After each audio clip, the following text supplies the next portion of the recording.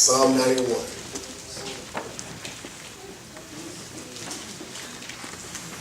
I don't plan on being before you long today at all. Don't know if I will hoop or teach today. Don't plan on being before you long. Tired of my body, to be quite honest. When you have Psalm 91, say, I have it. Amen. Starting at verse 1, the psalmist writes, He that dwelleth in the secret place of the Most High shall abide under the shadow of the Almighty. I will say of the Lord, He is my refuge and my fortress, my God. In Him will I trust. Surely He shall deliver thee from the snare of the fowler and from the noisome pestilence. He shall cover thee with His feathers, and under His wings shalt thou trust. His truth shall be thy shield and buckler. Thou shalt not be afraid of the terror by night, nor for the arrow that flieth by day, nor for the pestilence that walketh in darkness, nor for the destruction that wasteth at noonday. 1,000 shall fall at thy side, and 10,000 at thy right hand, but it shall not come nigh thee.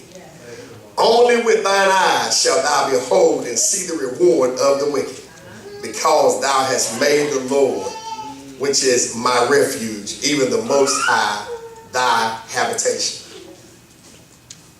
Verse 1 says, He that dwelleth in the secret place of the Most High shall abide under the shadow of the Almighty. Over the last several weeks, I've been in the series, Perilous Times, Dangerous Times, Times of Savage, time of hurting, time of pain, time of suffering, the beginning of sorrows, times that are going to get worse and worse while we're in these last days. And if you don't believe it, all you got to do is watch the news.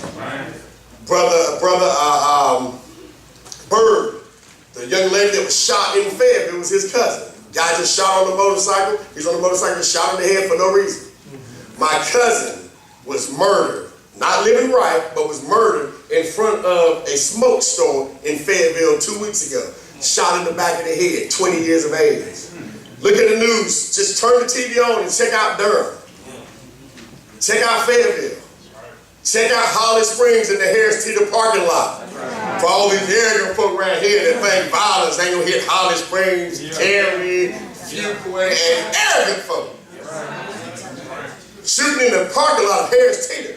Harris Teeter's the rich folks store. They have the best meats. United States marching troops right now to Russia, to the Ukraine. Threats all over the world. Destruction, wars and rumors of wars. Sickness, disease. The beginning of the last days. We're in the last days. The beginning of sorrows. And all these preachers are promising you this, that, and the other. Not telling you the most important thing is to get your soul right. The testimony of that 18-year-old girl was not that she was a Future fan. Not that she was a Drake fan. But she had her soul right with Jesus. Because guess what? At 18, if you ain't got your soul right, you die, you're still going to hell. Because you're more, after all, at 18, you say you're grown, right? You know, we can't tell you nothing, right? You know everything, right? So that means you know about being saved, right? So while you think you got all this time to just fit caution to the wind, to do whatever you're big enough to do, we're in the last days. We're in the last days. All of these treacherous times are coming. But God said, even though we're in perilous times, He said, I will protect my own. See, because when you see this stuff, you watch this stuff, you have two young men that you say, hey, drive safe. Because I know that if they get pulled over, there's a chance that it can escalate from a speeding ticket or a broken tail light to getting shot because of the color of your skin. And let me tell you, don't be like other stupid black folk that walk around here talking about they Republicans and this is only happening on a small scale. Marvin Gaye wrote about this stuff 40 years ago. He said, trigger happy policing. Make you want to holler, throw up both my hands. He talked about it 40 years ago. Trigger happy police. Then you got stupid black folks that say, well, you know, they killed a white cop, they did this, that, and the other. Listen, we are in a treacherous time.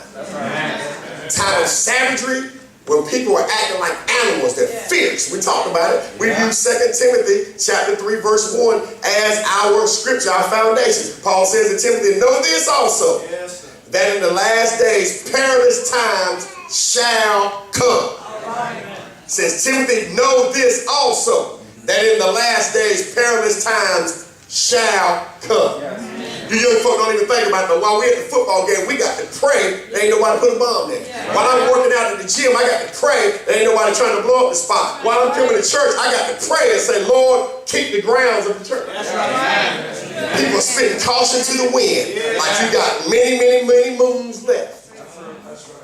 But God said, with all this going on, I will protect you. So I want to preach this morning, Perilous Times, part 5, God's protection. Don't care how many guns you buy.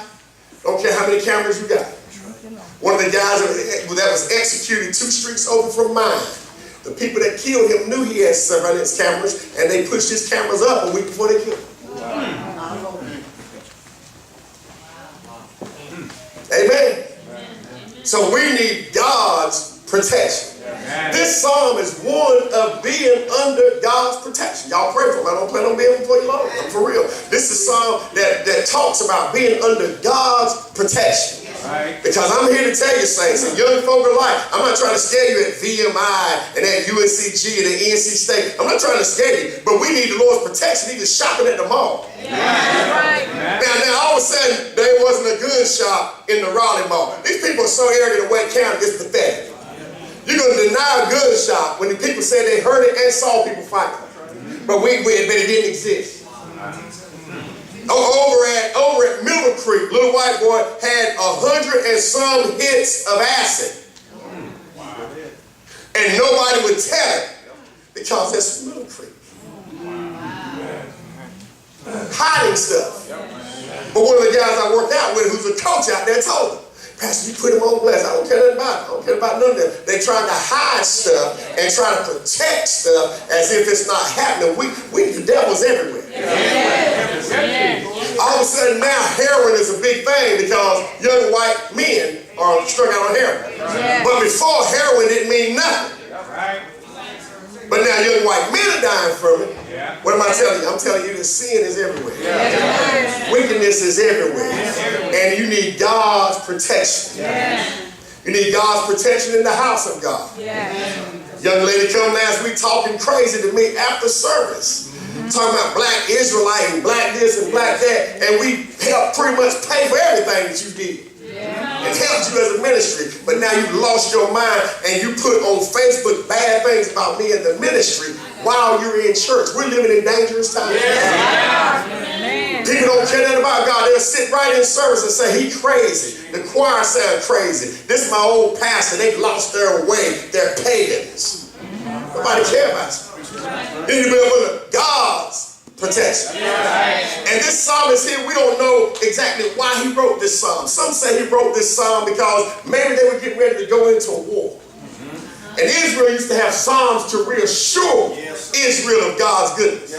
See, our songs, our gospel songs we listen to now, they don't assure us of God's goodness. The only thing they tell us is you are a victim.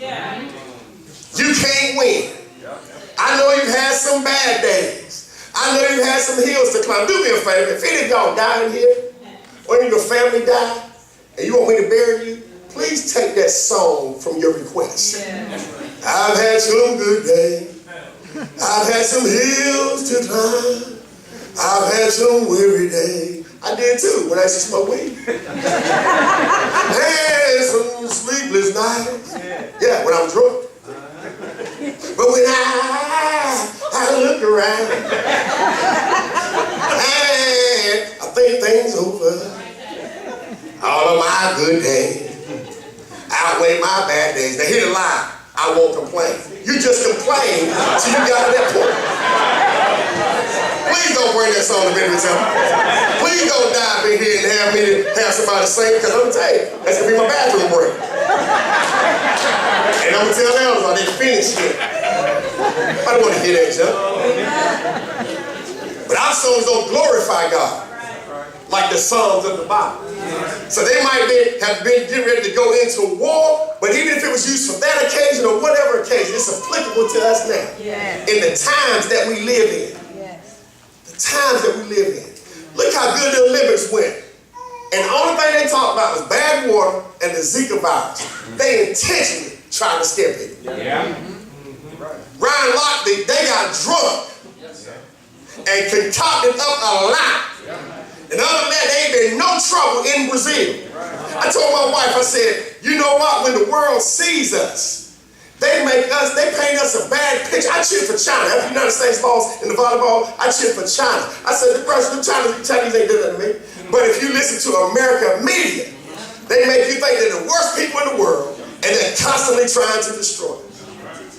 So we're walking around petrified, scared, God's people, afraid to live like normal human beings. So whether this psalm was for war or whether it's for you individually, God will protect us. The psalmist says, I'm going to let the Bible do the preaching. The psalmist says, he that dwelleth in the secret place. What's the secret place? That's the shelter. That's the temple. That's God's house. It was the tabernacle, the temple. He didn't do it. Let me tell you something. I've always said, you got to dwell in God's house.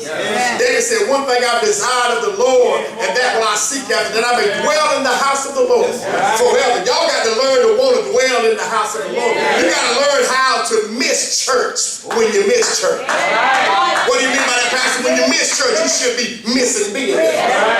It shouldn't be just business as usual. I told you I went to the family reunion last week. My cousin said, man, do you have an NFL-friendly church, cuz? And I said, what do you mean? I'm talking about you're going to be out by the time the kickoff. I'm like, you might not want to come to the church. Because we might be out by the time the kickoff is there, or we might not be because we need somebody to deliver. Even when you ain't there, you should be missing. Oh, I remember weekends when I couldn't come to see Amy. And then it just tore my heart apart. You want to see her on the weekend, and then you can't because of an exam or something. You got to wait till the next week. We got to start missing church when we miss church. I miss being there. Jamie told me, he said, man, I'm going to be honest with you. I miss that back surgery, put him down. He said, I miss being there. I miss the choir. You got to enjoy. Something got to be in you to make you miss church when you miss church. He says here, the psalmist says here, he says, he that dwelleth in the secret place, the temple, the shelter of the Most High, shall abide under the shadow of the Almighty. What is a shadow? A shadow is a projection of the thing that exists because of the light source being on another side. That's right. Wow. It's not the actual thing. Wow. What does that mean? But you ain't got to be at the temple. Once you've been at the temple and you've received the blessing, it's called the priestly blessing. When you leave the physical building, because people always tell you, church is in me. Church, let me tell you something, don't be deep with me. Don't be deep with me. I done heard somebody, church, the church ain't the building. Let me tell you something, you sound stupid. God always put an emphasis on the building. Wherever Jesus, wherever Paul would always go, they'd always find the synagogue first and start spitting out his word. So don't be deep with me, the church is in me. That's because you don't want to come to church. Because you're supposed to bring the church that's in you to church with me, and then we have carnonia, we have fellowship. But when you have fellowship and you leave here, there's a shadow that's cast over you. And you might not be at the temple, but that shadow will follow you. That shadow will follow you to the mall. That shadow will follow you to the ball game. That shadow will follow you when you shop. That shadow will follow you at UNCG. That shadow will follow you at NC State. That shadow will follow you at VMI. That shadow will follow you.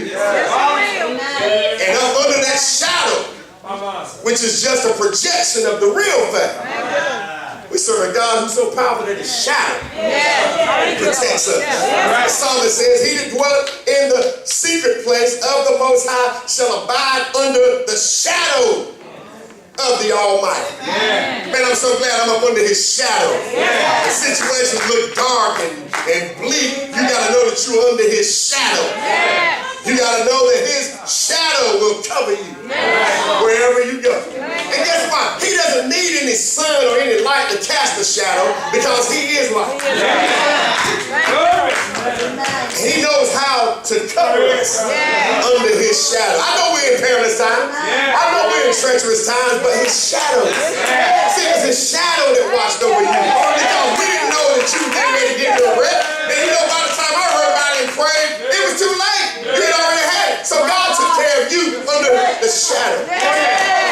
How many of us he's taking care of under the shadow of the Almighty? Our children will be okay because they're under the shadow of the Almighty. Because we dwell in the secret place and because we have received a priestly blessing. See, when you come to church, you get a blessing from this right here. Because God has put some in my spirit to say with my mouth a barak, a blessing that will change your life. Don't let nobody fool you. Don't let nobody fool you. You can't get the same blessing when you don't come to church. You can't get it. People can talk that church like to show you scripture. You can't get it. Certain things you got to be here to get it. You can take the video home. You can take the tape home. You can bring me home. They say, preach again what you preached earlier. I said, I can't do it. God has already moved. God has already blessed. And now we're under his shadow. He's going to watch over us. He that dwelleth in the secret place of the Most High shall abide under the shadow of the Almighty. He says, I will say of the Lord, he is my refuge. He is my refuge. And my fortress. He's my refuge and my fortress. And he's my God. Listen at the psalmist. He is my refuge. He is that place, the sanctuary. He's talking about the sanctuary. He is that place that I can go to and retreat from the pain and the turmoil of the world. This is why me and you, let me tell you something. My cousin helped me do something. The Lord called me to do something down in the family. And my cousin happened to be there. And he was amen me, but won't amen me as just his good pastor and cousin. He was amen me with the word of God. And was telling them that you shouldn't have to go to church and deal with a bunch of foolishness. This is why we don't have foolishness here. Some people can't handle about ministry, but we don't have foolishness here. It don't mean this one against that one and that one against this one. If we don't work it out, you got to get at it. Because you don't come to the house of God for turmoil and pain. You come to the house of God to hear a word that's going to bring you out of whatever situation you might be dealing with. And God has always got a word for us if we just come to hear it. Sometimes you might not feel good in your body. And it might be one little thing that God will have me to say that'll bring your healing. You might be broke, busted, and disgusted. And God might let me say one little thing that I'm not even aware of to give you hope that you're going to make it. He says here in our text, and I will say of the Lord, he is my refuge. That is my place I can go hide. And he is my fortress. Not only are you a refuge where I can go hide and retreat, but you're my fortress. You are that military fort that surrounds me during times of trouble. I don't know about you, but sometimes the enemy has been so busy in my life, I just need a place to hide. Oh, I know I'm 6'4", but sometimes I don't always want to fight, Brother Lee. Sometimes I just want to hide. And I want God to protect me from the hand of the enemy. Says you're my refuge, and you're my fortress, and you're my God, the Most High God. Above you there's no other. Besides you there's no other. Behind you there's no other, but you are my God. And guess what? Because of all of this, in him will I trust. I'll say some trust in horses, some trust in chariots, but I trust in the Lord. I don't even see how we're doing what we're doing, but I trust in the Lord.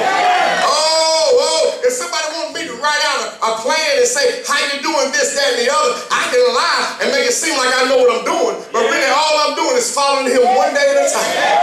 Daily bread, just a little bit at a time. Day by day, I let him guide me. Let him lead me along the way. Don't know what I'm doing, not an expert, but I know everything is going to be all right. because I trust in the Lord. How many here trust in the Lord this morning? He says, surely he shall deliver thee from the snare of the fowler and from the noisome pestilence. In other words, what this psalmist is saying is any kind of trouble. Don't matter what kind of trouble it is. Whether somebody's trying to set a booby trap for you or whether sickness and disease is coming. He says, because I trust in the Lord, come what will or come what may, I will not fear it because my God is able to bring me out.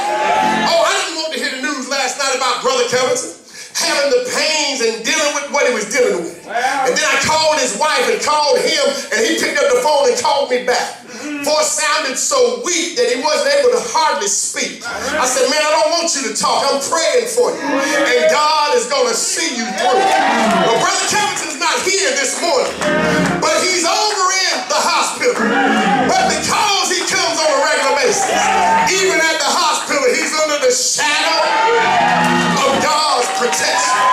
And it's good to know that our God knows how to stretch his wing even to wake men, even to carry weight.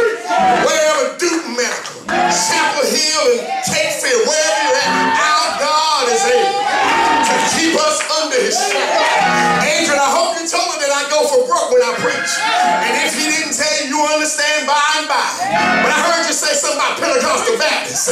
So I know somewhere you got some holiness deep down on the inside. Somebody say amen. The Bible says here, surely he shall deliver thee from the snare of the fowler. Some of you right now, you feel that you're trapped in. But God is saying, I'm going to deliver you. He says, and from the noisome pestilence. Some of you might be dealing with sickness right now. They're trying to scare us with this Zika virus and everything else. But because we trust in the Lord, he's going to bring us through. Let the Bible preach now. He shall cover thee with his feathers. The picture here is a parent bird, the eagle to be exact, that covers all her little ones. The eagle will not let anybody mess with her little ones. If you try to come in and take a little one, the eagle will start to defend. And this same God, the Most High God, he shall cover thee with his feathers, and under his wings shalt thou trust. You might be scared of something in here this morning, but God has you under his wings, and just like a parent bird, it don't matter if we can see our way out, but the Lord has you up under his wings. And I'm so glad that no matter what anybody tries, though a weapon might be formed against me, it shall not prosper, because I'm under the protection of God's wings. Somebody say amen. Thou shalt not be afraid. He shall cover thee with his feathers, and under his wings shalt thou trust. His truth shall be thy shield and thy buckler. What is his truth? His truth is his word. And it don't matter what it looks like. You know what his word says concerning your life. I know you're struggling financially. He said, but I'll make you the head and not the tail. I know you're sick in your body. He said, but by his stripes we are healed. I know you're struggling. You're having an argument in your family, but we serve a God who knows how to put families together. Oh, I'm so glad. I look at my family. I look at all the trouble that the devil caused. I look at all the trouble that he's tried in the rich family, trying to tear us apart. But I see the power. I see the power of God. How he's able to join us back together. Jasper said something to me the other day. He said, I lost my brother for 5 years, but it ain't ever gonna happen. It ain't ever gonna happen again. What are you saying, Pastor? I'm saying that God's truth in his word shall be our shield and shall be our buckler. His truth shall be our shield.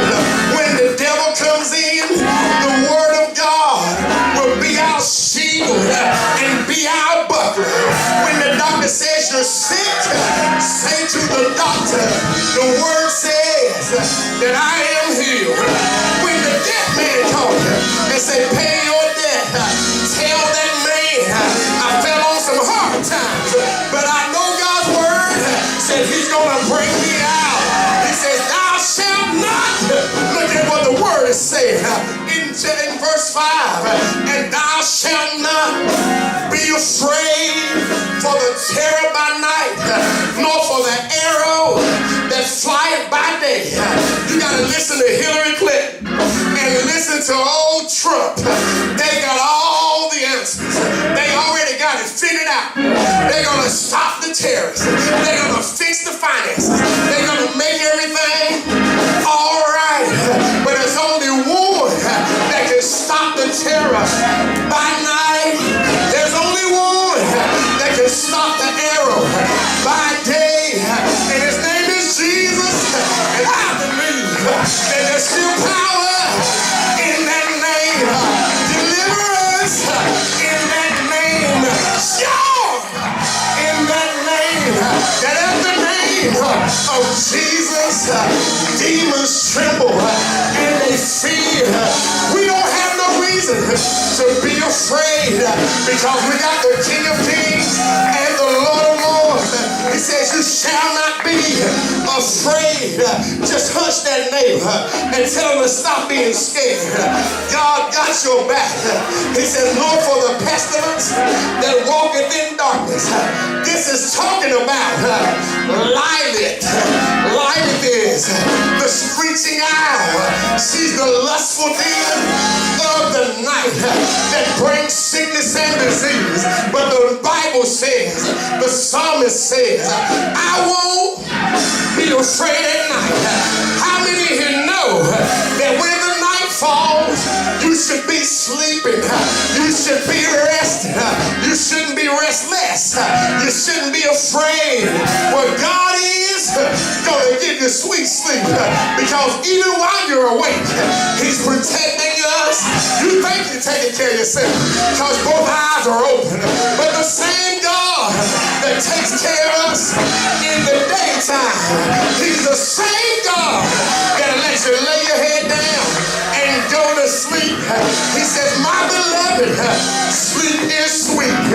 You might not be able to sleep at night, but I curse that demon, I curse that devil, I come against it now in the name of Jesus and have sweet sleep tonight. Don't worry about the devil because God's got him. He says, nor for the pestilence that walketh in darkness, nor for the destruction that wasteth at noonday. He says, 1,000 shall fall at thy side and 10,000 at thy right hand, but it shall not come nigh thee. I've seen this in motion. I've seen businesses closed. I've seen people taken away that tried to mess with me. 1,000 over here, 10,000 over there. Destruction all around, trouble all around, turmoil all around. But the Lord, he kept me. How many in here can say the Lord, he kept me? I saw 1,000 fall. I saw 10,000 fall. But the Lord, he kept me. Yes, he did. Yes, he did. People died every day in wreck after wreck. But the Lord, he kept you. Somebody say, I'm getting ready to close now.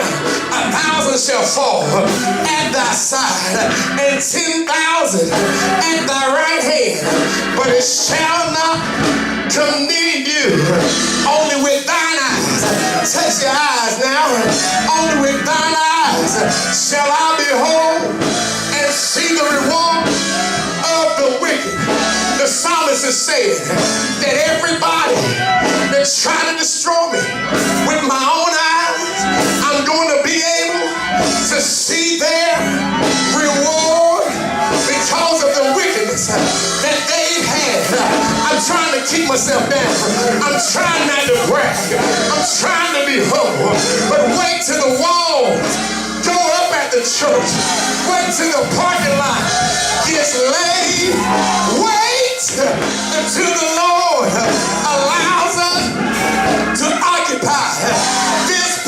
face all the enemies, all the naysayers, all the bad reports, all of my enemies that put me down, that put my family down, that put my church down. I'm gonna be able to see with my own eyes. I'm gonna be sitting there watching them. But pray for me, pray for me that I don't get stupid. But I say, look what the Lord has done. I don't want to brag, I don't want to boast, but I want to say, look what the Lord has done. Somebody in here, you don't hear what I'm saying. Look what the Lord has done. You know what it's like to have an enemy, and then they see you prospering in your way, where your response needs to be, look what the Lord has done, because he's been good, sure enough good. With our eyes shall we behold and see the reward of the wicked. But this is why, because thou hast made the Lord, which is my refuge, even the Most High, thy habitation. All this can't happen not unless you make the Lord your habitation. What is habitation? It's where you live. It's where you inhabit. It is what is around you. And you got to let the Lord be your habitation. Everywhere you walk, everything you say, every thought that you think has to line up with the Lord, because he is our habitation. He inhabits the praises of his people. You might be going through a tough time right now, but if you want the Lord to come on in, you need to wave your hands and give him praise right where you stand. You need to open up your mouth and say, thank you, Jesus, right where you stand. I know you might be sick in your body. I know you might be broke in the bank. But if you open up your mouth and praise the Lord, he will inhabit the praises of his people. And I heard when the Lord comes that whatever you need, he'll bring it with him. He's got gifts in the right side of his hand.